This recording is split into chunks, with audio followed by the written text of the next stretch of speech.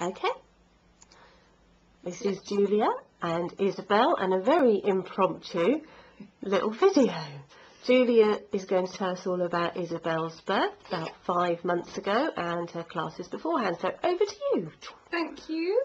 Yes, well, as Vanessa said, I'm Julia, this is Isabelle. She was born on the 5th of October, weighing 6 pounds 14 in the Reading Berkshire Hospital. Before I went along to hypnobirthing classes, I was absolutely terrified of giving birth.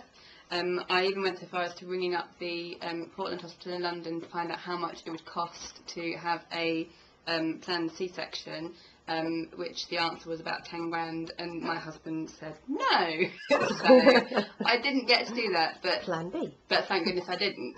I had a friend in Canada who was doing something similar to hypnobirthing, and when she first started talking about it, I thought she had gone away with the fairies, to be quite honest. And then I started thinking, actually, I'm really scared, so maybe I should look into this as well. And I started reading about it, and then I came across Vanessa and her hypnobirthing course.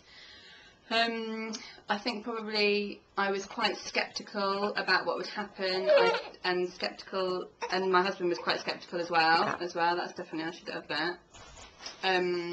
Although I had done hypnosis kind of things before. Max the dog, stop making noises, sorry.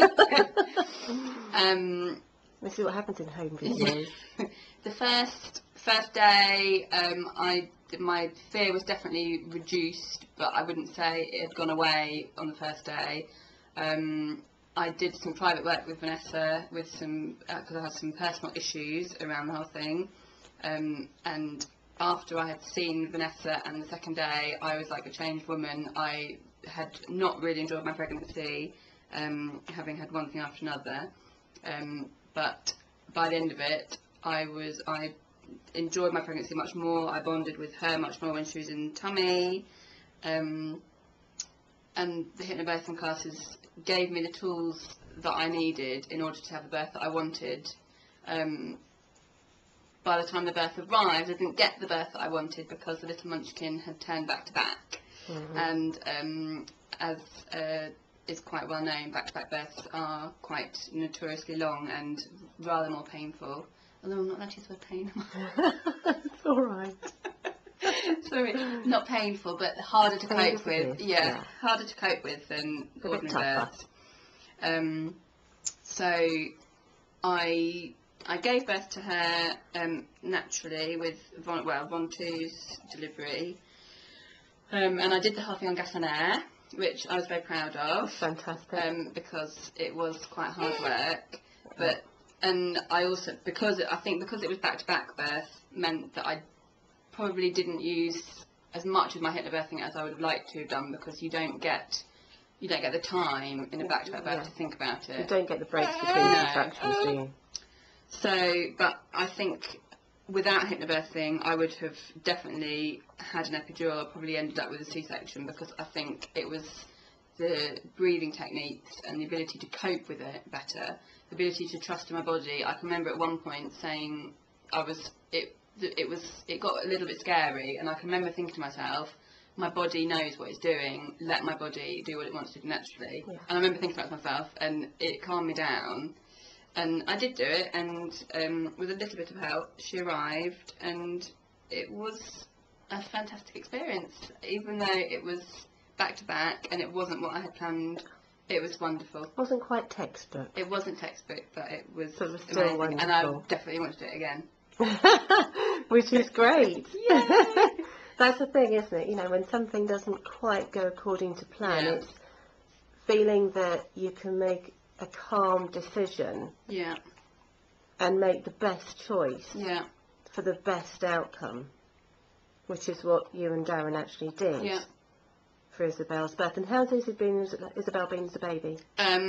Absolutely amazing. She's the most, I'm not just saying that just because it's on camera, she has actually been the most contented, happy little thing I think I've ever known. She rarely cries, even for her food.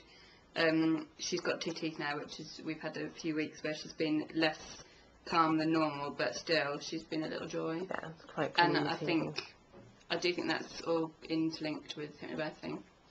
What would you say to, if you had a mum that was reading this or watching this, or a dad that was watching this, who was worried about having a baby, whether it was first, second, third, or who'd had a previous not so good experience, what would you say to them? I would firstly tell them to go and do some research on hypnobirthing and to forget all their preconceived ideas, because the name doesn't do it any justice at all. It makes it sound like this arty-farty, we're going to sit around holding hands and singing la to each other. And that's not how that's not how it is at all. It is such common sense, and I'm quite a common sense type person, which is why it appealed to me, because it is just about not letting your body go into fear mode and about how to keep yourself calm. So do some research on hypnobirthing and then phone 0218, I don't know what her phone number is, and then phone Vanessa and go on her course, because she's brilliant and she makes it amazing, and she makes it amazing for the blokes as well, who I think find it much harder to do. So the quick plug on that one from the voice in the background, which is Vanessa's, is www.berkshirehypnobirthing.com. Yeah. Thank you, Julia. That's brilliant. Thanks ever so much. And thank you, Isabelle. And thank you, Max. Bye for now. See you at the next birth.